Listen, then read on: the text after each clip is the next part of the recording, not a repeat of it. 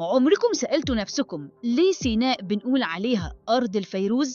أنا يوسف، والنهاردة هنطلع رحلة سريعة لسيناء.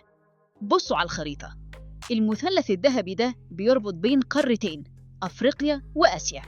طب تفتكروا سيناء دايما كانت في أمان؟ في يوم من الأيام أرضنا دي اتاخدت مننا، بس أبطالنا في الجيش المصري ما رضيوش يسيبوها وعبروا القناة في أكتوبر 73. المفاجأة بقى إن مصر مش بس بتعرف تحارب، مصر بتعرف تصنع السلام. الرئيس الراحل أنور السادات قرر يرجع باقي سيناء بالمفاوضات، وعملنا معاهدة كامب ديفيد للسلام. وبعد مفاوضات قوية رجعنا آخر شبر من أرضنا طابة، ورفعنا علم مصر بيلعلع في السماء يوم 25 أبريل اللي بنحتفل بيه كل سنة. طب تفتكروا الحكاية خلصت هنا؟ لا طبعاً.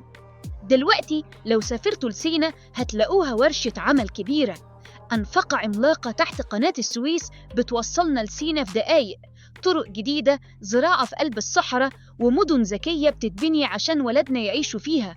مصر بتبني سيناء من تاني عشان تفضل دايما بتنور.